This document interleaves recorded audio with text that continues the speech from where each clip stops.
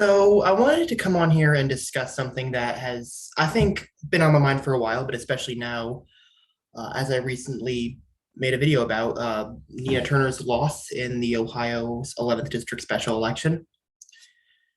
Why is it that voters vote for candidates whose policy they support, particularly Democratic voters? And I say this because it's not just Nina. Obviously, with Bernie Sanders in the last presidential primary, he lost obviously to Joe Biden. But why?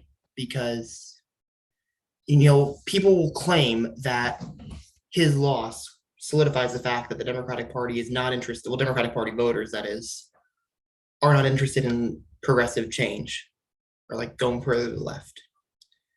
And that's not entirely true because as we can see here, excuse me, this was back in March of 2020. In every Super Tuesday state with exit polls, majority of Democratic voters support eliminating private health insurance.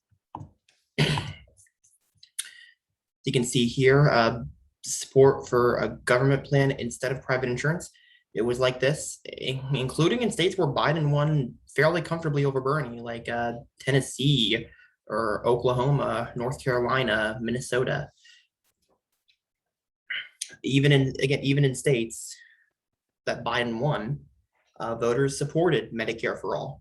Yet they voted against the candidate who was for it and for the candidate who was against it.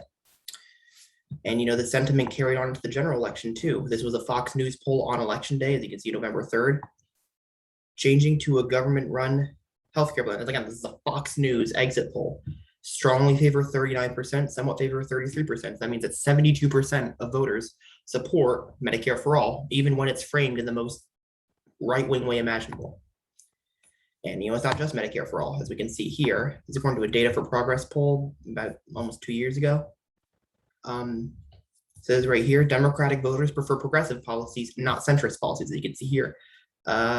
Single payer versus public option, 42% versus 37%. So it's about evenly split, but still. Raising the retirement age versus raising taxes on the wealthy, it's not even close. College savings account versus free state and community college, again, not even close. Clean jobs versus carbon tax, again, not even close. So those are just a handful of examples of how the Democratic base on the policy substance has shifted to the left. But that begs the question, why are they not voting for the further left candidates if that's the case? Well, in the case of Bernie, we can put a lot of the blame on the electability argument I poll after poll would show you that the most important issue in the 2020 Democratic primary was electability. Who do we think, we being the voters, can best beat Trump? Who is the best possible candidate who would have the best shot against Trump? And it's true, that was the main argument right here, as we can see here. In the latest CNN poll of registered Democrats and Democratic leaning independents, 54%, that's a majority, said the most important quality in choosing a candidate is having a strong chance of beating Trump. Just 39% say that the most important quality is a candidate who shares my positions on major issues. So even though for most people, Bernie was the candidate who shared their positions on most issues, that wasn't enough because they viewed Biden as more electable. But why?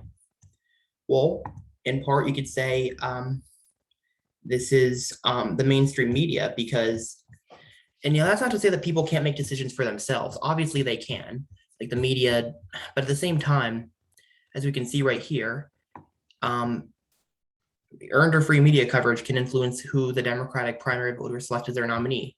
In 2020, 65%, almost 2/3 of Democratic primary voters were 45 and older. And a Gallup poll, and these are people who are more likely to watch the mainstream media than younger Democrats. And a Gallup poll later that year showed that trust in media among Democrats soared from 51% in 2016 to 73% 4 years later. So it went from just barely above half to nearly 3/4 within the span of 4 years amongst Democrats. That is a giant increase. And as you can see here, between mid-January, a couple weeks before the Iowa caucuses, up until the day before Super Tuesday, the media coverage of Bernie was disproportionately negative compared to Biden's. Blue is positive, orange is negative. That matters because with the influence that mainstream media has on elections, they definitely influence the perception that Biden is the most electable candidate. Now, why is it that trust in the mainstream media has soared by that much? Well, a lot of it can be due to the Democratic base's just disdain for President Trump and how much they went after him. Regardless of what they went after him for, they would go after him. And that's why they trusted them a lot, because in a way they were telling them what they wanted to hear. So this could definitely explain it. However, at the same time, you can't put the blame, you can't absolve Bernie of responsibility in this case, because at the end of the day, he's the candidate. And, there were warning signs early on. This was in January 2020, a couple weeks before the Iowa caucuses. He apologized. Law professor Zephyr Teachout, one of his campaign surrogates, wrote an op-ed claiming that Biden has a, quote, big corruption problem because when he was a senator from Delaware, she alleged, and I agree with this, that he served his corporate donors instead of his constituents. And Bernie apologized to Biden for that. That was not the best move, to say the least. Now, obviously, it didn't hurt him because he would go on to sweep the first three contests. He would win the popular vote in Iowa, win in New Hampshire, and absolutely crush in Nevada. But after South Carolina went for Biden and all the other centrist candidates, Pete Buttigieg and Amy Klobuchar, dropped out and threw their support behind Biden, he needed a new strategy, to say the least, because relying on getting a plurality in a fractured field wasn't exactly the best strategy from the beginning. And after the race became a two-way race, this was in March 8th, 2020, it says right here, Senator Bernie Sanders, I believe that Joe can beat Trump. And if Joe is the candidate, I'll do everything I can to make sure that he does. That's concerning, because not the part about him campaigning for Biden if he wins the nomination, but the part about him saying he believes Joe Biden can beat Trump. Now, obviously, Biden did beat Trump, but are we really gonna pretend that he would have if COVID never happened? Because if you think that Biden would have won without COVID, you are hopelessly naive. I'm sorry, but you just are. And okay, I don't want to keep. So the fact that he would say this and he wouldn't make the electability argument when he desperately needed to, when his campaign was on the ropes, that really was the beginning of the end of his campaign right there. Now, maybe you're saying that even if he had switched his strategy, it still wouldn't have been enough because Biden had already amassed a big lead on Super Tuesday. I don't exactly believe that because the delegate count was within 1 point of each. They were within 1 point of each other after Super Tuesday. But maybe I could buy your case. So maybe he needed to make this argument from the beginning, or at the very least, he needed to have a strategy that did not rely on him getting a plurality in a fractured field, and should have actually prepared for something like this to happen. Because there were reports, Democratic Party leadership willing to risk party damage just to stop Bernie. There were reports of this happening. He should have been prepared for it. Honestly, I think his supporters should have been prepared for it, but I wasn't, and I've learned my lesson since then. And that brings us to Nina Turner. Yes, this is a mailer that was circulated by the Democratic Majority for Israel PAC, which I mentioned in my video on Nina Turner. You'll see a link to the playlist that the video is in at the end of this video. This is a mailer that was sent, and this is explain why people, even though the Democratic base most likely on paper supported Nina's policies, why they voted for Shontel Brown instead of her. As we can see right here, Nina Turner, they say she opposes raising the minimum wage, she opposes universal health care, and opposes immigration reform. Now, this is all just blatant lies. Now, the reason that they say this is because she voted against the DNC platform, which supposedly called for these things. Well, first of all, no, it did not call for universal health care because it didn't call for Medicare for all. And B, she criticized it from the left, but they don't care about that. They're just like, oh, you criticized it from the right, so you're automatically Republican, because obviously it's just a stupid argument that clearly landed. It clearly landed. And as it says right here, Turner said that voting for Joe Biden was like eating half a bowl of SHIT. Look, what they don't tell you, like what they don't tell you is this. She said that voting for Biden was like eating half a bowl of that, but voting for Trump was like eating the full bowl. They don't tell you that part. And they don't tell you the fact that she voted for Biden, albeit reluctantly. But they just want to scare you. That's what they want to do. And clearly, again, it paid off because Shontel Brown won.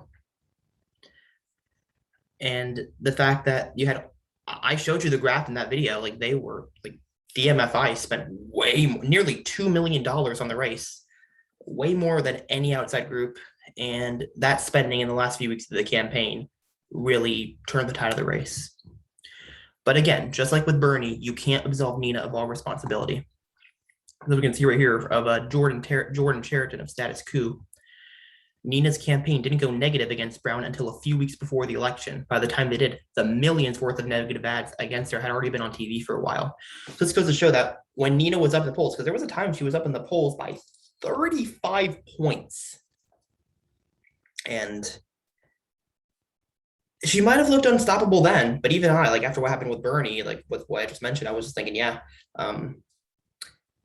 she's a favorite, but I'm not going to get too comfortable. And in hindsight, I was right about not getting too comfortable. But this goes to show how it's always good to go on the offensive before it's too late. Now, there is somewhat of a line you have to toe between attacking your opponent and spewing what some might say is divisive rhetoric. Because look, when she called Joe Biden half a bowl of the S word, yes, I'm not going to swear on this video. I am kind of paranoid. But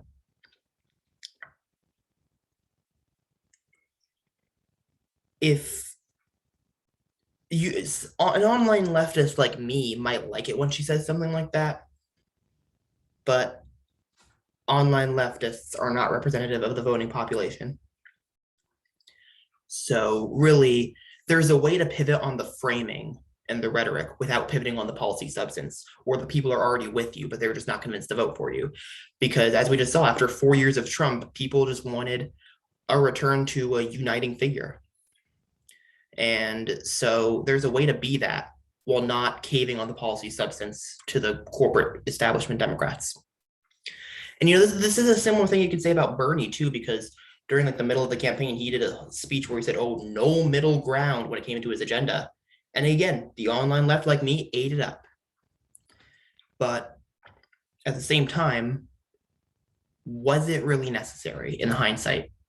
And this is a point that somebody like Kyle Klinsky makes, because yeah, it sounds great to us online leftists, but again, we are not, at best, we're a microcosm of the voting population, but probably not even that, honestly. So again, finding the balance between criticizing and like not staying true to your policy agenda while also not spewing what some might call divisive rhetoric, that is important to strike for winning office in the future. Now, I know I sound, to some, I might sound like I'm tone policing, and believe me, I don't want to sound like I'm tone policing. So again, I want to make clear, I like it when they say stuff like this, but I am not a representative of the voting population. I'm just one person out of hundreds of millions. So at the end of the day, this is basically like how normie Democrats, I guess you could call them, are like warming up to more progressive ideas, but the messengers of the ideas, they're not too keen on. And I think that, well, first of all, money is still a factor and outside spending is still a factor, but at the same time, Nina did raise more money than Shontel Brown. And it was really in the home stretch of the campaign with all this outside spending that really did her in. But with what we know now, I think that this is definitely a wake-up call to future progressives running for office to, if you already have a cash advantage, make sure you use it in the home stretch and prepare for the onslaught of negative ads and be prepared to counteract that, because I feel like we've been caught flat-footed a lot by now. And At the same time, I think that there needs to be a way to pivot on the messaging without pivoting on the policy substance.